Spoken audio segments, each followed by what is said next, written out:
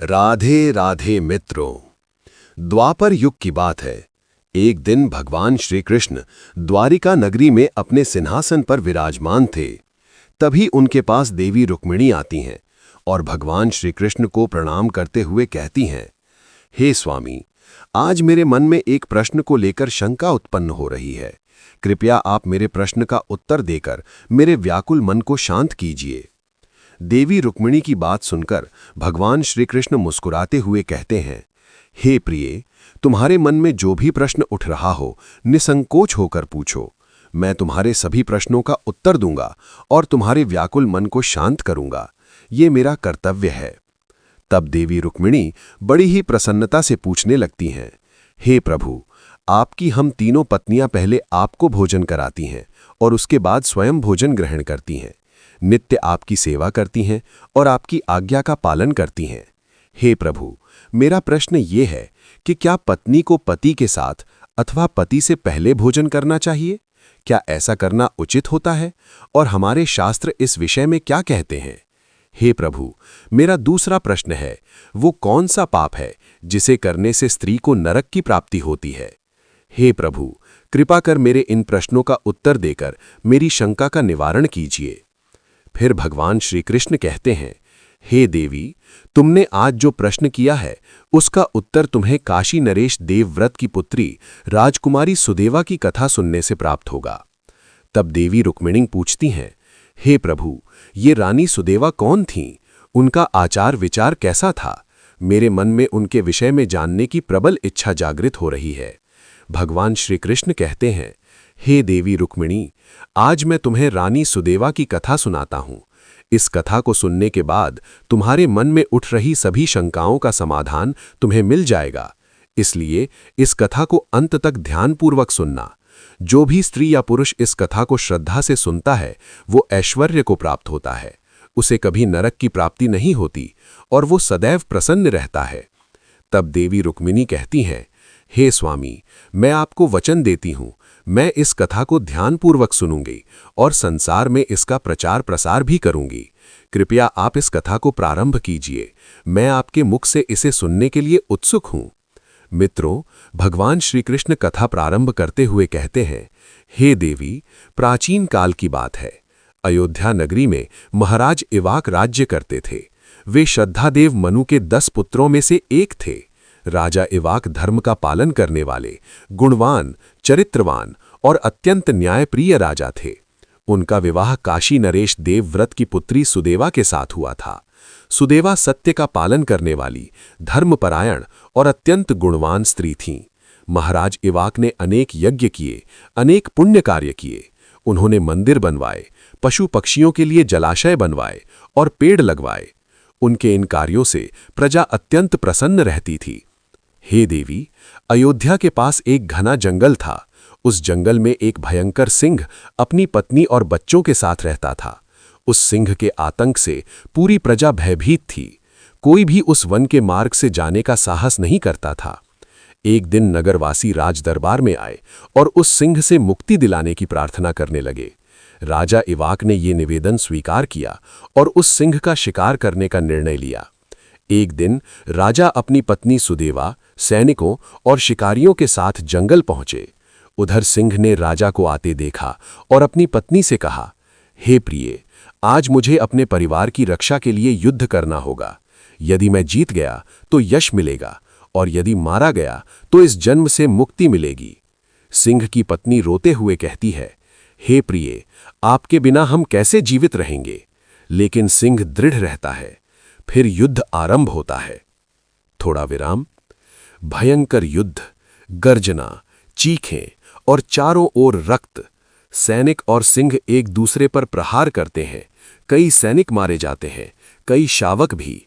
अंत में राजा इवाक अपना दिव्य बाण चलाते हैं, धीमे गहरे स्वर में, और वो बाण सिंह के शरीर को भेद देता है। सिंह भूमि पर गिर जाता है और उसके प्राण निकल जाते हैं। इसके बाद सैनिक शेरनी को मारने बढ़ते हैं, लेकिन राजा कहते हैं, स्त्री पर प्रहार करना अधर्म है, मैं इसका वध नहीं करूंगा। तभी एक सैनिक शेरनी पर प्रहार कर देता है और वो मूर्छित होकर गिर पड़ती है। ये देखकर रानी सुदेवा का हृदय दया से भर जाता है। वो शेरनी के मुख में जल डालती हैं और उसे होश आता है। तभी वो शेरनी मनुष्य की वाणी में बोलती है, आश्चर्य भाव, हे देवी, आपने मुझ पर कृपा की, आपका कल्याण हो। रानी सुदेवा आश्चर्यचकित रह जाती है। शेरनी कहती है, मैं पूर्व जन्म के श्राप से इस योनि में आई हूं। और फिर वो अपनी कथा सुनाती है। अंत में वो कहती है, हे देवी, कृपया अपने पुण्य से मेरा उद्धार करें। रानी सुदेवा राजा की आज्ञा लेकर उसे अपने पुण्य का दान देती हैं। जैसे ही वो पुण्य प्रदान करती हैं, भावनात्मक उन्नति, शेरनी के प्राण निकल जाते हैं और उसके शरीर से एक दिव्य स्त्री प्रकट होती है।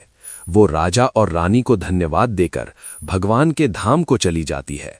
भगवान श्री कृष्ण कहते हैं, हे देवी, यही इस कथा का सार है। इस कथा से तुम्हें अपने सभी प्रश्नों के उत्तर मिल गए होंगे। तब देवी रुक्मिणी कहती हैं, हे स्वामी, आपके मुख से ये अद्भुत कथा सुनकर मैं धन्य हो गई। मैं इसका प्रचार अवश्य करूंगी। प्रिय मित्रों, आशा है आपको ये दिव्य कथा पसंद आई होगी। आपसे निवेदन है, एक बार सच्ची श्रद्धा से कमेंट बॉक्स में अवश्य लिखें, जय श्री कृष्ण, जय हरि विष्णु। नमस्कार मित्रों, इस संसार में हर इंसान चाहता है कि भगवान उसकी हर इच्छा पूरी करें, उसके जीवन में सुख, शांति और समृद्धि बनी रहे। लेकिन क्या आपने कभी यह सोचा है कि कुछ लोग बहुत पूजा पाठ करते हैं, फिर भी उनके जीवन में दुख क्यों बना रहता है? कहीं ऐसा तो नहीं कि हम रोज भगवान की पूजा तो करते हैं, लेकिन अनजाने में ही कुछ ऐसी गलतियां कर देते हैं जो भगवान को हमसे नाराज कर देती हैं। और सबसे डरावनी बात यह है कि हमें खुद पता भी नहीं चलता कि हम कब भगवान की नजरों में गिर जाते हैं। आज मैं आपको बताने जा रहा हूं 5 ऐसी गलतियां जो देखने में छोटी लगती हैं, लेकिन इनका असर बहुत बड़ा होता है। और अगर आपने इन्हें समय रहते नहीं सुधारा तो जीवन में परेशानियां कभी खत्म नहीं होंगी। इसलिए इस वीडियो को अंत तक जरूर देखें, क्योंकि आखिरी गलती आपकी पूरी जिंदगी बदल सकती है। गलती नंबर 1, दिखावे की भक्ति। मित्रों, भक्ति एक बहुत ही पवित्र भावना होती है, लेकिन आज के समय में लोग भक्ति को भी दिखावे का साधन बना चुके हैं। कोई मंदिर जाता है, लेकिन सिर्फ फोटो खिंचवाने के लिए कोई दान करता है, लेकिन नाम कमाने के लिए कोई पूजा करता है, लेकिन मन कहीं और होता है। जरा सोचिए, अगर आप किसी से दिल से प्यार न करें और सिर्फ दिखावे के लिए रिश्ता निभाएं, तो क्या वह रिश्ता सच्चा होगा?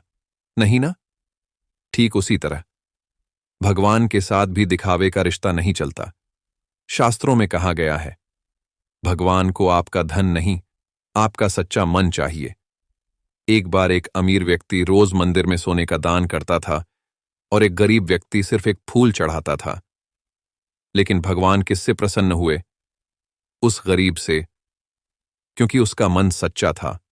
गलती नंबर 2, माता पिता का अपमान। मित्रों, आज के समय में बहुत लोग भगवान की पूजा तो करते हैं, लेकिन अपने माता पिता की इज्जत नहीं करते। उनसे ऊंची आवाज में बात करना, उनकी बातों को नजरअंदाज करना, उन्हें बोझ समझना, ये सब बहुत बड़ा पाप है। शास्त्रों में कहा गया है, माता पिता ही धरती पर भगवान का रूप हैं। अगर आपने उन्हें दुख दिया तो आपकी पूजा कभी सफल नहीं होगी। सोचिए, जिस मां ने आपको 9 महीने तक अपने गर्भ में रखा, जिस पिता ने आपकी हर जरूरत पूरी की, अगर आप उन्हीं का अपमान करते हैं तो भगवान कैसे खुश होंगे? गलती नंबर 3, दूसरों का दिल दुखाना। मित्रों, भगवान ने हमें इंसान बनाया है ताकि हम एक दूसरे की मदद करें, लेकिन आज के समय में लोग ईर्ष्या करते हैं, धोखा देते हैं, दूसरों को गिराने की कोशिश करते हैं। याद रखिए, अगर आप किसी का दिल दुखाते हैं तो वह सीधा भगवान तक पहुंचता है। कहा गया है, जिसने जीवों को दुख दिया उसने भगवान को दुख दिया। कभी आपने देखा होगा, कुछ लोग बहुत जल्दी सफलता पा लेते हैं, लेकिन अचानक सब कुछ खो देते हैं, क्योंकि उन्होंने किसी का दिल दुखाया होता है। गलती नंबर 4, पूजा में लापरवाही। मित्रों, पूजा सिर्फ एक रिवाज नहीं है, यह भगवान से जुड़ने का माध्यम है। लेकिन आज लोग पूजा को भी जल्दी जल्दी निपटा देते हैं। बिना स्नान किए पूजा करना, गंदे कपड़ों में पूजा करना, ध्यान भटकाकर पूजा करना, यह सब भगवान का अपमान माना जाता है। गहराई से समझें, अगर आप किसी मेहमान को अपने घर बुलाते हैं तो क्या आप गंदगी में उसे बैठाएंगे? नहीं ना? तो फिर भगवान के साथ ऐसा क्यों? गलती नंबर 5, अहंकार। मित्रों, यह सबसे खतरनाक गलती है। जब इंसान को थोड़ा सा ज्ञान, थोड़ा सा पैसा या थोड़ी सी सफलता मिलती है तो वह घमंड करने लगता है। मैं सबसे बड़ा हूं, मुझे किसी की जरूरत नहीं। लेकिन इतिहास गवाह है, अहंकार ने सबसे शक्तिशाली लोगों को भी नष्ट कर दिया। रावण, कंस, हिरण्यकश्यप, सबका अंत उनके घमंड की वजह से हुआ। मित्रों, एक और बात ध्यान रखें, भगवान से डरे नहीं, बल्कि उनसे प्रेम करें। सच्ची भक्ति में डर नहीं, बल्कि विश्वास होता है। तो मित्रों, अगर आप चाहते हैं कि भगवान हमेशा आप पर कृपा बनाए रखें, तो इन 5 गलतियों को आज ही छोड़ दें। सच्चे मन से भक्ति करें, माता पिता का सम्मान करें, किसी का दिल न दुखाएं, पूजा में शुद्धता रखें और अहंकार को त्याग दें। याद रखिए, भगवान देर से देते हैं, लेकिन सही समय पर देते हैं। अगर आपको यह वीडियो पसंद आया हो तो इसे लाइक जरूर करें और ऐसे ही धार्मिक और ज्ञानवर्धक वीडियो देखने के लिए चैनल को सब्सक्राइब करें। कमेंट में जरूर बताएं, इनमें से कौन सी गलती आप आज से छोड़ने वाले हैं।